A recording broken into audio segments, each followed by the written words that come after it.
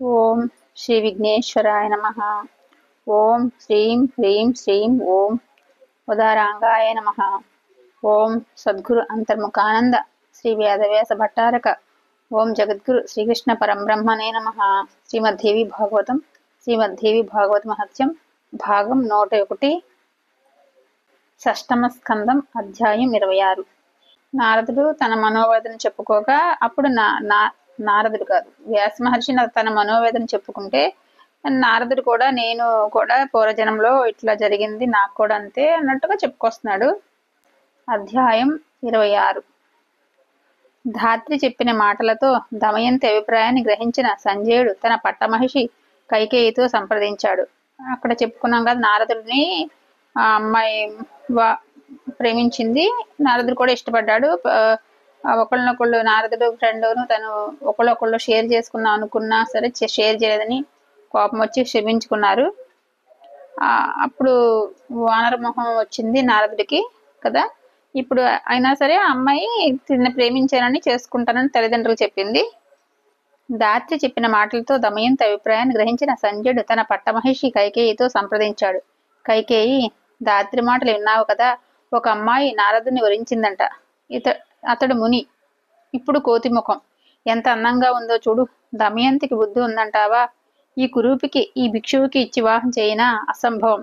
నువ్వు అమ్మాయితో మాట్లాడు, బుద్ధి మరల్చు అని ఆజ్ఞాపించి వెళ్ళాడు.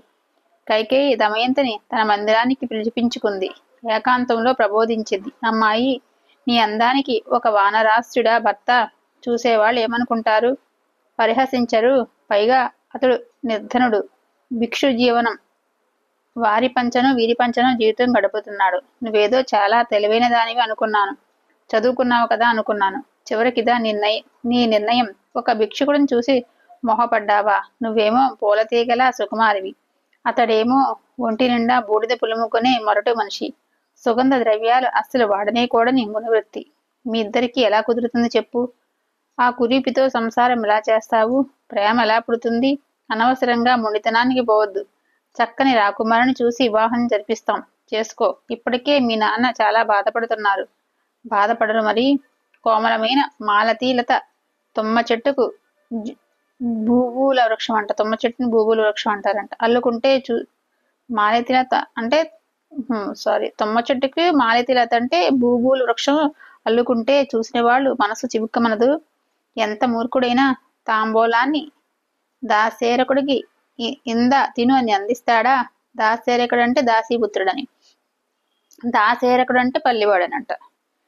చెయ్యి పట్టుకుని ఆ వానరముఖుడి పక్కన నువ్వు నిలబడితే అబ్బా, అసలు ఆ దృశ్యాన్ని ఊహించుకోలేకపోతున్నాను. ఎంత అసహ్యంగా ఉంటుందో. కన్నవాళ్ళు గుండెలు మండిపోవు. పోని అంటే అదేదో ఒక పూటతోనే ఒక రోజుతో తీరిపోయేది కాదాయి. వివాహం అంటే 100 ఏళ్ల బంధం. ప్రాణాలు గుట్టుకుమనేంత వరకు కట్టుకున్న వాడితో కాలం గడపలసిందే. ఎలా గడుపుతావు? ఈ సంగతి ఆలోచించావా? తల్లి ఎంత చెప్పినా దమయంతి వినిపించుకోలేదు. తన నిశ్చయం మార్చుకోలేదు. ఇంకా స్పష్టంగా తన అభిప్రాయం చెప్పింది. అమ్మా, ధనము, రూపము, అందమైన ముఖము ఇవి ఉండి ఏమి లాభం? మనిషి మూర్ఖుడయ్యాక రసమార్గం తెలియని మనిషికి రాజ్యం ఉండి ఏమి ప్రయోజనం? నాద మాధుర్యాన్ని ఆస్వాదిస్తూ అరణ్యాల్లో హాయిగా సంచరించే హరిణి బృందాల బ్రతుకు ధన్యం. అవి ఆ మాధుర్యానికి వివశలై మూర్ఖ మానవుల చేతికి చిక్కి ప్రాణాలు విడిచిపెడుతున్నాయి. నారదుడు సప్త స్వరాత్మకమైన సంగీత విద్యకు నిధి. అందులో అతడికి సాటి వచ్చేవాడు ముల్లోకాల్లోనూ లేడు, ఒక శివుడు తప్ప. ఇలాంటి విద్వాంసుడిని వదులుకుని ఒక మూర్ఖుడితో కాపురం చేయడం క్షణం మరణం. ధనము దూరపము ఉన్న గుణం లేకపోతే అతడిని ప్రత్యసించవలసిందే. గర్వగరిష్ఠులైన రాకుమారులతో మైత్రి అంటేనే నాకు అసహ్యం. అంతకంటే గుణగరిష్ఠుడైన భిక్షువుతో చెలిమి నాకు ఇష్టం. ఇతడు సర్వజ్ఞుడు. సంగీతంలో గ్రామ మూర్ఛ నా భేదాలను కూలంకషంగా ఎరిగినవాడు. దుర్బలుడైన 8 రసాలు తెలిసినవాడు. ఇటువంటి వరుడు దొరకటమే ఒక అదృష్టం. గంగా సరస్వతి నదులు ఇలా కైలాసానికి తీసుకుని వెడతాయో అలాగా సర్వజ్ఞాన విశారదుడైన ఈ నారదుడు నన్ను తీసుకువెడతాడు. సర్వ ప్రమాణాలు తెలిసినవాడు. మానవుడైన దేవత కింద లెక్క. సప్త స్వరాలు తెలియని వాడు ఇంద్రుడైనా పశువుతో సమానం. సంగీతంలో మూర్ఛనలను తాన మార్గాలను ఆలకించి ఆనందించిన వాడే నిజమైన పశువు. హరిణాలు పశువులు కానే కావు. చెవులు లేకపోయినా నాదాన్ని విని పరవశిస్తున్న సర్పం చెవులుండి సంగీతాన్ని ఆస్వాదించలేని మానవుల కన్నా ఉత్తమోత్తమం.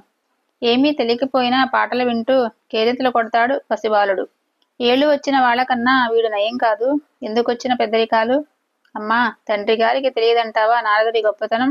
ముల్లోకాల్లోనూ నారదుడికి సాటి వచ్చే గాయకుడు లేడంటే లేడు. నేను వరించాను. సేవా సమయాలలో గానానికి గుణాలకి ముగ్ధురాలనయ్యాను.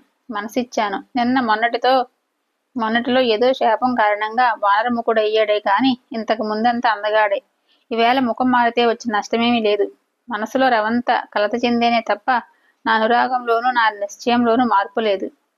ఏమీ గురపు ముఖాల కిన్నరులు అందరూ నచ్చడం లేదు. తమ గాన విద్యా ప్రావీణ్యంతో ఆకర్షిస్తూనే ఉన్నారు కదా. ముఖం ఎలా ఉంటే ఏమిటమ్మా, గుణం ముఖ్యం, విద్య ముఖ్యం. అందుచేత నాన్నగారితో చెప్పు, నారదుడికిచ్చి వివాహం జరిపించమను. దమయంతి ఇంత ఖచ్చితంగా తన నిశ్చయాన్ని తెలియజేస్తే మహారాజ్ఞి మారు మాట్లాడలేక యథాతథంగా తన భర్తకు విన్నవించింది. మునిని మనసా వరించింది కనుక అతడినే ఇచ్చి వివాహం చేయడం అసమంజసమని తన అభిప్రాయాన్ని వెల్లడించింది. సంజయుడు అంగీకరించాడు. ఒక శుభముహూర్తాన నాకు దమయంతికి మహావైభవంగా ఉద్వాహం జరిపించాడు. వ్యాసమహర్షి, దమయంతి నా వానర ముఖాన్ని చూసి ఏనాడూ మదన పడలేదు గాని సేవలు చేయడానికి ఆమె సమీపించినప్పుడల్లా నాలో నాకు ఏదో తెలియని దుఃఖం పొంగి వచ్చేది. అలాగే రోజులు దొర్లిపోతున్నాయి. ఇలా ఉండగా ఒకనాడు ఎక్కడి నిండో పర్వతుడు హఠాత్తుగా ఊడిపడ్డాడు. తీర్థయాత్రలు చేస్తూ నన్ను చూడటానికని వచ్చాడు. నేను ఎంతో ఆదరించి పూజించాను. ఆసనం సమర్పించాను. దాని మీద కూర్చుని నా ముఖం చూస్తూ ఒలవలా విలిపించాడు. కొంతసేపుడు తేరుకుని, మామయ్య, ఆ వేళ కోపం పట్టలేక నిన్ను శపించాను. దానికి ఇప్పుడు నిష్కృతి చేస్తాను. రాకుమారుని చూస్తుంటే జాలి కలుగుతుంది. తీర్థయాత్రలు చేసి సంపాదించిన పుణ్యంతో శాప ప్రక్షాళనం చేస్తున్నాను. ఈ ముఖం మళ్ళీ యథాపూర్వకంగా అలరారు కాక అని శాప విమోచనం అనుగ్రహించాడు. మేనల్లుడి సౌజన్యానికి నేను ముగ్ధుని అయ్యాను. నేనిచ్చిన శాపము అలాగే మరణించాను. యథాపూర్వకంగా స్వర్గలోక సంచారం సిద్ధించుకాక అన్నాను. ఆ క్షణంలోనే నాకు మామూలు ముఖం వచ్చేసింది. రాజదంపతులు దమయంతి ఎంతగానో సంతోషించారు. ధన కనక వస్తు వాహనాలు పారిబర్హంగా సమర్పించి సంబరపడ్డారు. సత్యవతి నందన, ఇన్ని అవస్థలు పడ్డాను నేను. ఇదంతా కేవలం మాయాశక్తి, మాయావ్రతమైన ఈ అసత్య సంసారంలో సుఖపడుతున్నాను అన్న ప్రాణి నాకింతవరకు కనిపించలేదు. ఇక ముందు కనిపించే ఆశ లేదు. కామక్రోధాదులు అహంకారము మహాబలీయమనివి. వాటిని జయించినవాడు ఈ సృష్టిలోనూ లేడు. సత్వ రజ స్తమో గుణాలే జీవుడికి శరీర ధారణ కారణాలు. మరొక విడ్డూరం చెబుతాను విను. ఒకప్పుడు మహావిష్ణువుతో కలిసి అరణ్యాల్లో పర్యటిస్తున్నాను. హాస్య వినోదాలతో కాలక్షేపం చేస్తూ చటుక్కన నేను స్త్రీగా మారిపోయాను. రాజపత్నిని అయ్యాను. అట్లా ఇది ఒక స్టోరీ ఉంటుంది. నారద పురాణంలో కూడా ఇది ఉంటుంది. చటుక్కన నేను స్త్రీగా మారిపోయాను. రాజపత్నిని అయ్యాను. ఎందరెందరో పుత్రుల్ని ప్రసవించాను. ఈ మాయా బల విమోహం విన్నావా ఎప్పుడన్నా జనమేజయ? ఈ ప్రశ్నకు నేను నిజంగా నివ్వెరపోయాను. ఇదేమిటి వింత? పురుషుడుకు రాజపత్నివి కావడం ఏమిటి? మగబిడ్డలను కనడం ఏమిటి? చాలా విడ్డూరంగా ఉందే. ఈ మాయా తత్వాన్ని సమగ్రంగా తెలియచెప్పమన్నాను. నారదుడు చెప్పాడు. ఓం శ్రీ గురుభ్యో నమః. సర్వం శ్రీకృష్ణార్పణమస్తు. 101వ భాగం సంపూర్ణం. 26వ భాగం సంపూర్ణం. ఓం శ్రీ గురుభ్యో నమః.